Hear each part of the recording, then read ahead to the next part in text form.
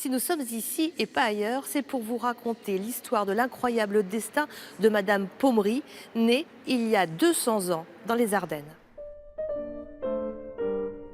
Jeanne Alexandrine épouse Alexandre Louis Pommery en 1840. À cette époque, le couple vit du négoce de laine. Installé à Reims, les affaires sont prospères, mais la santé fragile de Monsieur Pommery l'oblige à cesser cette activité. Il investit dans une petite affaire en vin de Champagne en s'associant au négociant Graineau en 1858. Mais la maladie l'emporte et laisse Madame Pommery à la tête d'un commerce en devenir. Donc ici, nous sommes dans le salon. Bleu, celui où on présente l'ensemble des portraits de la famille avec ici Madame Pommery, un pastel ravissant datant de 1894.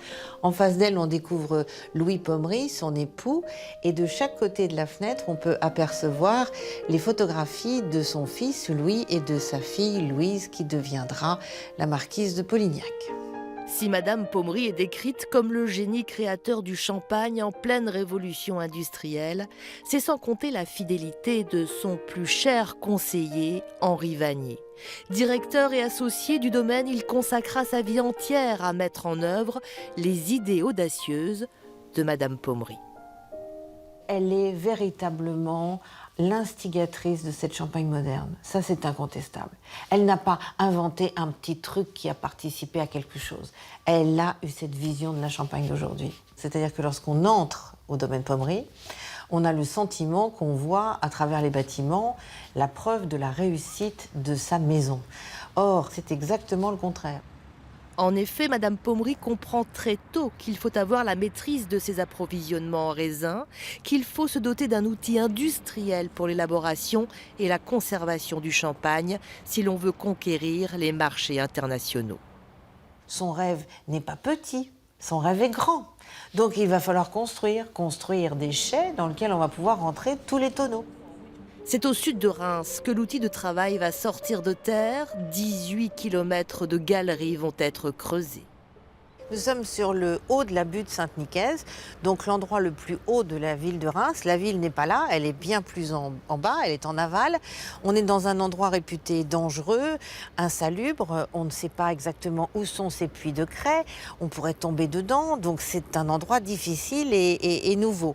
Et donc sur ces 55 hectares qu'elle va acquérir en plus de 100 actes notariés, elle va réunir ensemble là tous les éléments de son puzzle pour aller au bout de son idée. Et son idée, c'est quoi? C'est de créer la cuverie, l'unité de production, les bureaux, accueillir le public et créer la descente de cave. Donc chacun des bâtiments est différent d'architecture. L'ensemble est néo-élisabétain. Néo-élisabétain parce qu'on est toujours dans cette idée de conquérir l'Angleterre, de conquérir cette ère victorienne. Donc finalement, aucun des bâtiments ne va ensemble. Le tout réuni est assez beau. Le plus grand chantier du siècle est réalisé et achevé en 1868. Fidèle à l'idée qu'elle se fait du champagne, elle veut pouvoir maîtriser la date de la cueillette des raisins.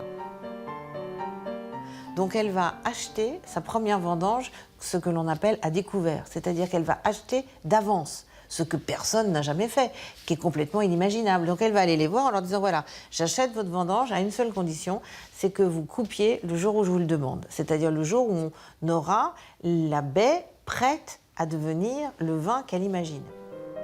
Une dizaine d'années sera nécessaire au premier chef de cave, Olivier Damas, avant de mettre au point ce vin révolutionnaire, 10 fois moins sucré, qui doit plaire aux Anglais. La maison Veuve Pommery, Fils et compagnie sera la première maison de champagne à proposer le goût brut et inonder le marché. C'est l'élaboration du vin qui est son sujet. Donc tout, de la vigne jusqu'au vieillissement dans la cave, concourt à la réalisation d'un vin que l'on puisse boire avec le moins de sucre possible.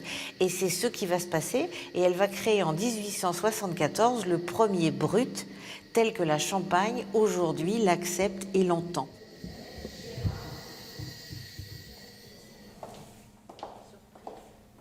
Nous sommes entre 1894 et aujourd'hui, plus d'un siècle et demi plus tard, et son modèle n'a jamais été remis en cause. 150 ans plus tard, l'esprit de Madame Pommery pétille toujours dans les murs de ce domaine. Nous étions à Reims, la prochaine fois nous serons ailleurs, en Champagne-Ardenne.